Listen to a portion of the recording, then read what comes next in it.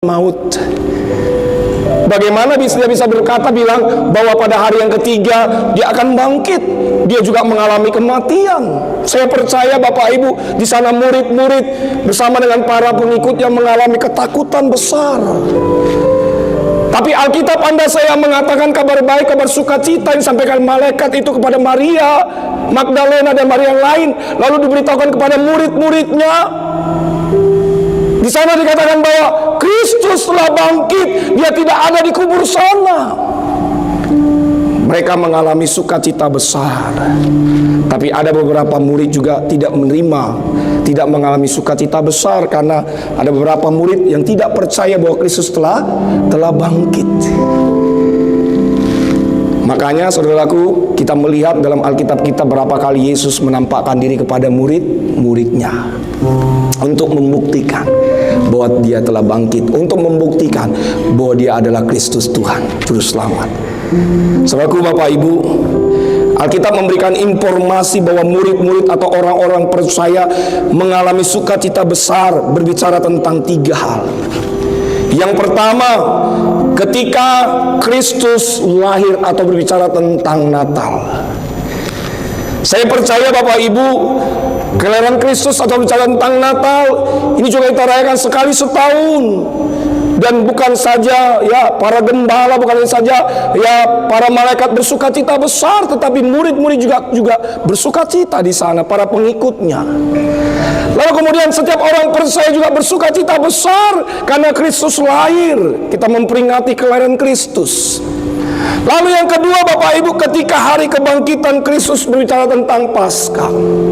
Lalu yang ketiga, ketika Kristus naik ke surga di hari Pentakosta, Roh Kudus dicurahkan bagi setiap orang percaya. Roh Kudus dicurahkan bagi rasul-rasul, para pengikutnya. Salah satu kunci supaya mereka mengalami sukacita besar adalah ketika Roh Kudus dicurahkan bagi mereka di hari Pentakosta nantinya. Makanya Roh Kudus itu tugasnya apa? Mengajar, membimbing, memberikan sukacita besar. Saudaraku, Bapak Ibu yang dikasihi dalam nama Yesus, kita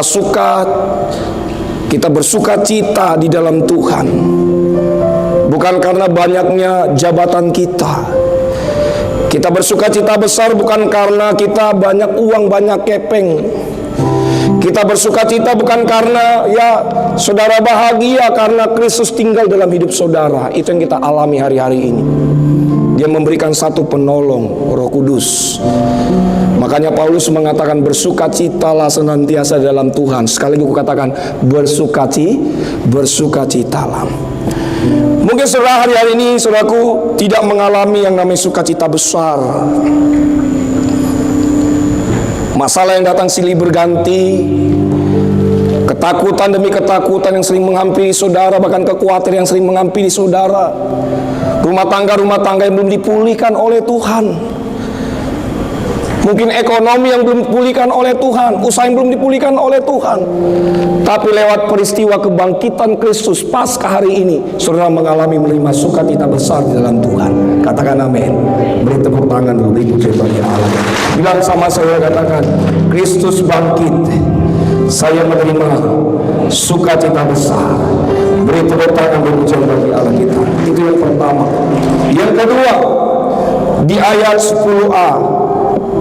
Ayat 10a, maka kata Yesus kepada mereka, jangan takut.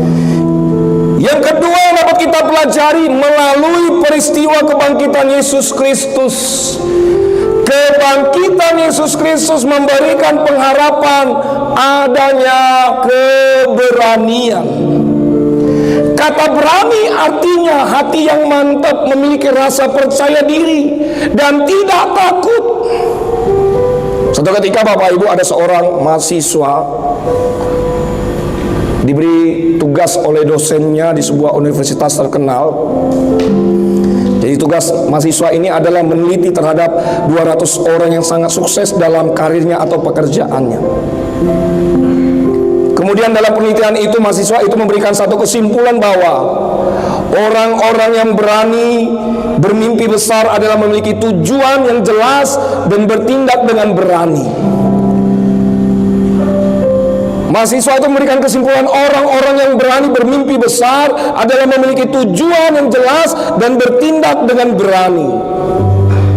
Saya setuju Bapak Ibu dengan kesimpulan mahasiswa ini bahwa orang-orang yang bermimpi besar adalah memiliki tujuan yang jelas dan bertindak dengan berani. Tidak ada prestasi yang hebat dan spektakuler kalau tidak ada keberanian. Katakan amin. Saya ulangi Bapak Ibu, tidak akan ada prestasi hebat dan spektakuler kalau tidak ada keberanian.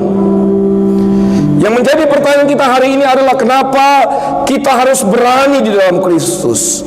Karena musuh telah dikalahkan, karena iblis telah dikalahkan. Keberanian untuk apa kita lakukan kita sebagai orang percaya? Ada 3 hal Bapak Ibu. Yang pertama, berani beriman kepada Kristus. Jadi orang-orang yang beriman kepada Kristus, mereka yakin dan percaya bahwa Yesus adalah yang pegang kendali dalam hidupnya. Lalu kemudian yang kedua, berani dalam hal apa? Berani dalam hal bersaksi. Oleh sebab itu, saudara, jangan takut untuk bersaksi. Kalau saudara terima mukjizat, kalau saudara sudah disembuhkan oleh Kristus, mungkin lewat tubuh dan darah Kristus, saudara harus bersaksi.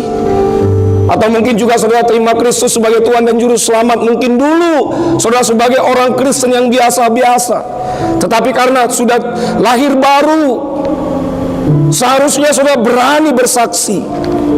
Amin. Memang kadangkala waktu kita bersaksi, ada saja orang-orang yang tidak menerima kita mengalami penolakan. Sama hal seperti Yesus ketika memberitakan Injil Kerajaan Surga, dia sering sekali ditolak, dia sering sekali diolok-olok, sering sekali dia dikucilkan. Tapi saya percaya Bapak Ibu, benih kesaksian yang saudara tabur, yang saya beritakan, saya percaya akan bertumbuh. Katakan amin. Jangan malu bersaksi Pak. Jangan-jangan saudara sudah berpuluh-puluh tahun gereja di Tiberias, jangan-jangan satu pun saudara belum pernah bersaksi, satu pun. Saya mendorong saudara hari ini, mari kita bersaksi. Jangan takut Pak. Pak, saya jujur Pak ya, saudara, kadang-kala orang bersaksi itu, orang takut kenapa ya? Ya mungkin takut dilempari, dimaki. Kesaksian tentang Yesus itu sangat sederhana sekali Pak. Lewat perbuatan kita, perkataan kita, saudara sedang bersaksi sebenarnya. Mungkin ada orang bilang, ini Pak, saya kan gak tamatan teologi Pak. Betul? Tapi saya percaya yang kita saksikan adalah Kristus, fokusnya Kristus. Dalam hal memberitakan Injil sebenarnya sangat sederhana sekali Pak. Banyak orang-orang malu bersaksi, banyak orang-orang gak mau bersaksi tentang Yesus. Jangan malu bersaksi Pak. Status saudara Kristen loh. Yang ditanya di surga itu berapa jumlah harta saudara? Bukan. Yang ditanya Yesus sudah berapa jiwa sudah masuk dalam kerajaan surga. Itu yang ditanya Yesus. Alkitab mencatat Kristus tidak akan datang kembali yang kedua kali sebelum Injil diberitakan ke seluruh dunia. Jadi kalau Injil belum sampai ke seluruh dunia, Yesus nggak datang. Itu Alkitab mengatakan. Tapi tidak ada seorang pun yang tahu kapan Yesus datang. Jangan malu-malu bersaksi Pak. Sangat disayangkan banyak orang Kristen udah berpuluh-puluh tahun nggak mau bersaksi. Aduh, kasihan Pak. Iya. Saya kemarin, mohon maaf ya, sama mahasiswa saya, saya layani saudaraku dari, ya bukan gereja kita, gereja konvensional. Ya kebetulan anaknya teman dekat lah gitu, tapi papanya belum Tiberias. Saya datang karena disuruh anaknya. Saya bawa perjamuan, saya kasih minyak urapan, saya doain, saya bilang, Pak, mohon maaf Pak ya, mau ya terima perjamuan ya. Kalau udah ya nggak ada pengharapan gitu ya, apalagi udah dokter vonis stadium 4 gitu ya kan, pasti mau Pak, Bu, pasti mau didoakan. Saya bawa minyak urapan, saya urapi, saya kasih perjamuan.